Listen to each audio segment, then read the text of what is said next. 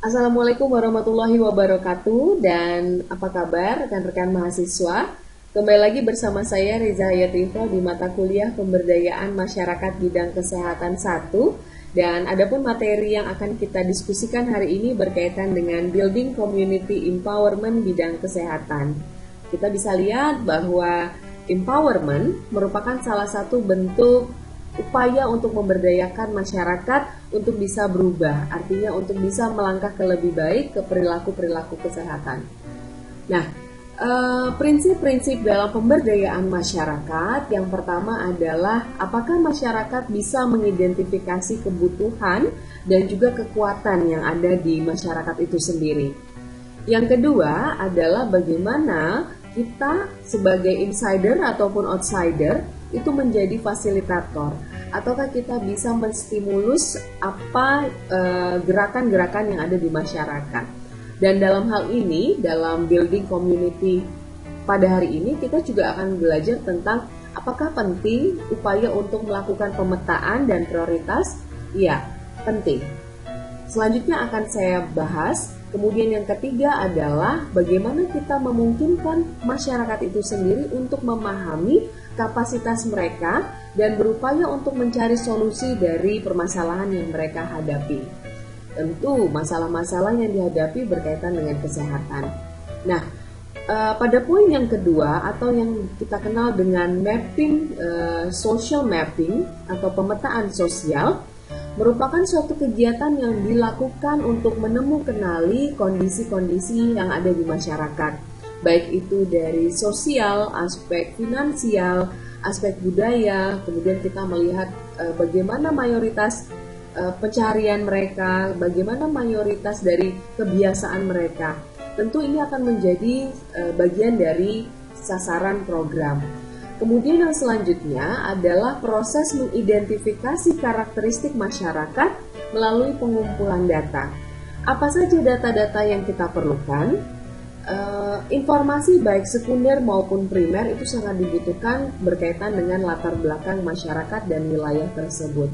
Sebagai contoh, tadi sempat saya bilang tentang pekerjaan, kemudian apa potensi-potensi yang ada di masyarakat. Contoh, apakah potensinya adalah peternakan, aspek peternakan, atau perkebunan, atau pertanian. Jika kita lihat bahwa pola-pola yang ada di masyarakat akan mempengaruhi status kesehatan mereka. Kemudian mengumpulkan informasi sebanyak mungkin dalam suatu wilayah secara spesifik menjadi bahan atau keputusan rencana pelaksanaan program pengembangan masyarakat. Nah, apa sih tujuan dari social mapping itu sendiri? Nah, kalau kita lihat ya, social mapping merupakan langkah awal untuk mengetahui wilayah atau calon sasaran program. Jadi sebelum kita melangkah untuk pemberdayaan lanjut, kita harus tahu dulu bagaimana situasi, kemudian potensi, kelemahan, kekurangan, kemudian keuntungan yang bisa kita lihat dari wilayah yang akan kita sasar tadi. Kemudian untuk mengetahui kondisi atau karakteristik masyarakat berdasarkan pengenalan masyarakat dan masalah. Yang selanjutnya adalah sebagai dasar dalam penyusunan metrik perencanaan kegiatan program sesuai dengan potensi serta permasalahan yang ada pada suatu wilayah. Tentu dalam satu wilayah memiliki beberapa spot permasalahan yang berbeda. Baik. Nah, ini beberapa contoh, jadi istilahnya kalau dari sisi teknokrat ya, model B dalam model pemberdayaan masyarakat, jadi ada 3 konsep pemberdayaan dan pengembangan masyarakat. Ada model A, locality development, ada model B, teknokrat, kemudian model C yaitu social action. Yang paling sering digunakan apabila masyarakat itu sendiri yang menyelenggarakan upaya pemberdayaan, maka disebut dengan locality development. Tetapi apabila kita yang menyelenggarakan yaitu model B. Model B ini biasanya para teknokrat, para ahli, cendekiawan atau para insan cendekia dan juga sivitas pendidikan yang biasa melakukan. Karena kenapa? Karena biasanya proses pelaksanaannya juga harus ada kerjasama antara tenaga ahli dan juga masyarakat. Kalau yang C, social action, sekedar mengingatkan bahwa merupakan upaya pergerakan yang diusung biasanya oleh lembaga-lembaga swadaya di masyarakat.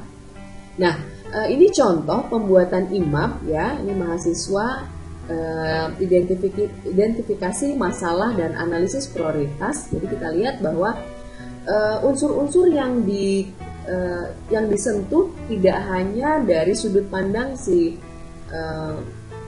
mahasiswa itu sendiri, tetapi juga melibatkan pihak-pihak atau significant person di suatu wilayah. Jadi contoh ketua RT, kemudian kader, lurah, camat, dan lain sebagainya.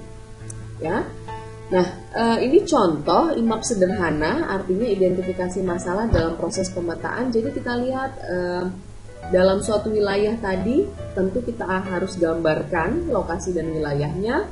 Kemudian kita lihat bagaimana kondisi aspek kesehatan di wilayah tersebut ya, karena kita melihatnya basisnya kesehatan. Mulai dari bagaimana kondisi perumahan, lingkungan, potensi, kemudian kendala yang ada di wilayah tersebut. Bagaimana dengan potensi-potensi, contohnya sanimas ya, sanitasi masyarakatnya, jambannya, tempat sampah, kemudian TPS 3R contohnya tempat sampah, pengelolaan sampah ya, kemudian berkaitan dengan sarana fasilitas kesehatan. Nah, dalam IMAP ini juga menyebutkan bahwa di mana saja potensi-potensi terdapat fasilitas kesehatan atau terjadi masalah kesehatan, misalnya terjadi penumpukan sampah, maka di sini harus dijelaskan. Nah, rekan-rekan mahasiswa, beberapa tahapan dalam upaya pemberdayaan masyarakat kita lihat memang mengalami kadang naik turun, ya, fluktuatif. Ada tahapan di mana masyarakat itu tidak mau melakukan apapun, ya, artinya powerlessness, artinya mereka tidak ingin terjadi perubahan ataupun tidak ingin membuat suatu pergerakan. Itu kadang terjadi ya. Tetapi kadang juga masyarakat mau untuk bergerak. Apa kira-kira yang membuat mereka bergerak? Biasanya ada hal-hal yang menjadi kebutuhan bersama. Seperti contoh penggunaan atau memanfaatkan event-event situasi selebrasi tertentu, 17 Agustus, kemudian hari-hari keagamaan ataupun lain sebagainya, biasanya mereka tergerak untuk melakukan suatu pergerakan di masyarakat. Nah, empowerment juga tidak hanya dilihat dari bagaimana proses pergerakannya, tapi juga sustainability, keberlanjutan dari program atau pergerakan yang ada di masyarakat. Ada 3 tahapannya, ada passive, action, sampai pada empowerment ya. Empowerment ini sudah lebih berkelanjutan. Nah, proses passive, action hingga empowerment tadi disebut dengan transformation. Nah, kita lihat apa saja hal-hal yang menjadi bukti bahwa masyarakat itu memiliki suatu upaya untuk bergerak, empowerment ya, berupaya dan bergerak ke arah perubahan. Yang pertama kita lihat apa yang terjadi di masyarakat itu sendiri. Apakah memiliki tingkat hubungan yang tinggi atau tidak, kekerabatan yang tinggi atau tidak di dalam lingkungan masyarakat itu sendiri. Sehingga terkadang hal-hal yang sifatnya kerjasama tadi akan membangun upaya determinan kesehatan tercapai. Kemudian community center approach work, berbasis pada kinerja dari masyarakat itu sendiri.